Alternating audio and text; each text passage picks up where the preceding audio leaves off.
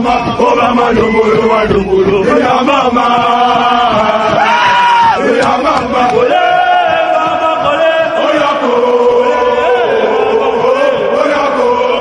There is a new wave in Africa where the military are taking over power. There's a big report that the military are tired of the president always running down the country and the people's affairs. We have from Burkina Faso, Chad, Guinea, Mali, Niger, Sudan, and now Gabon.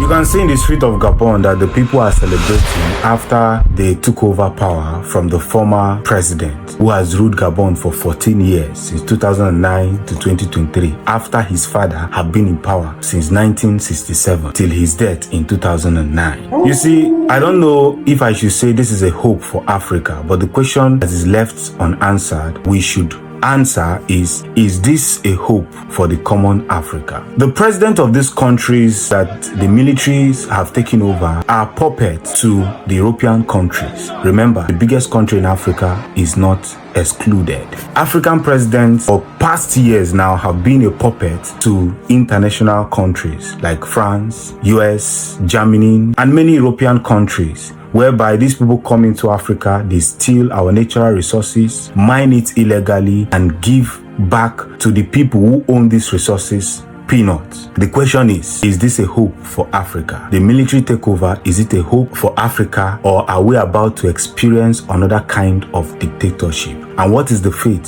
for the largest country in Africa, which is Nigeria? Follow me to the end of this video because I'm going to be revealing a lot of things that has gone wrong in Africa. Now, you've seen in a video where Paul Biya, who is the Cameroonian president that has ruled Cameroon for over 47 years now, is farting in public.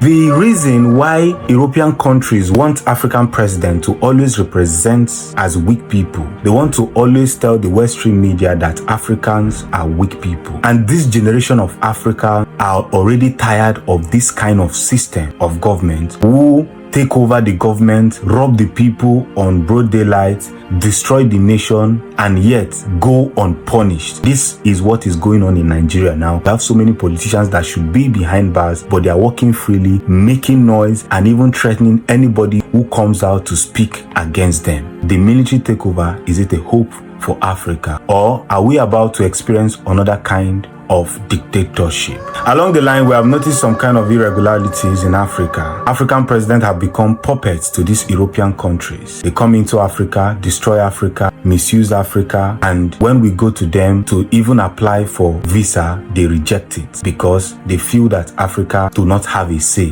in the table of freedom. Pour poursuivre devant les instances nationales et internationales compétentes le président déchu et ses complices locaux et étrangers pour haute trahison et atteinte à la sûreté intérieure et extérieure du Niger suite à ses échanges avec les nationaux, des chefs d'État étrangers et des responsables d'organisations internationales. But before we condemn the military who are taking over these countries, Burkina Faso, Niger, Mali, Guinea, and the rest of the countries that have been taken over by the military, have the civilian presidents done well to keep democracy in Africa? We saw what happened in the 2023 election in Nigeria, where the INEC chairman announced the results by 4 o'clock a.m., knowing fully well that some polling units have not collected their results. He who goes to equity must come with clean hands. Is hereby declared the winner. Yes. And is returned.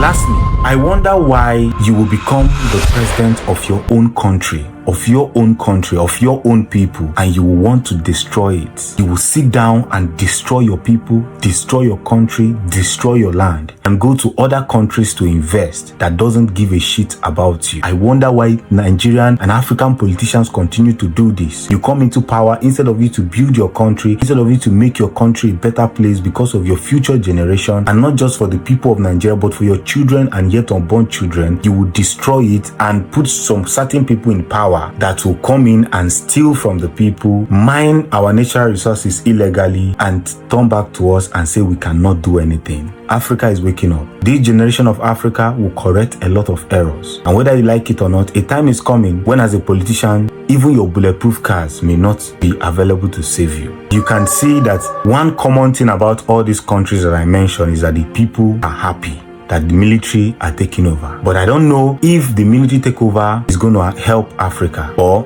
we are going to experience another kind of dictatorship in Africa. Let's watch and see how it unveils itself. This Gabon president is a man who obviously had stroke. You can see from the video how he's walking. A man who is not capable of helping himself, but want to die in power. How long will African presidents die in power, even though they know that they can no longer handle the situation? They are power drunk. They want to be there. They want to put their children there in the affairs of the country. They just want to make sure that no other person is there. Africa needs to rise. And this evil that these politicians are doing should not be tolerated. Because, left for me, military takeover is not a good idea, and it will never be a good idea. But Africa must rise to condemn any kind of leadership that is destroying Africa. To the African politicians who are bent on destroying their own country, I wonder what you benefit.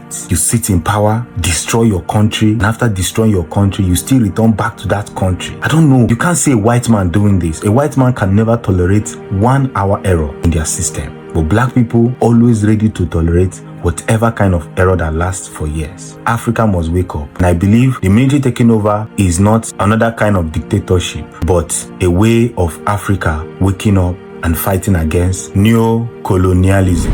Ali Bongo Ondimba, President of Gabon. And I'm to send a message to all the friends that we have all over the world to tell them to make noise, For the people here have arrested me and my family.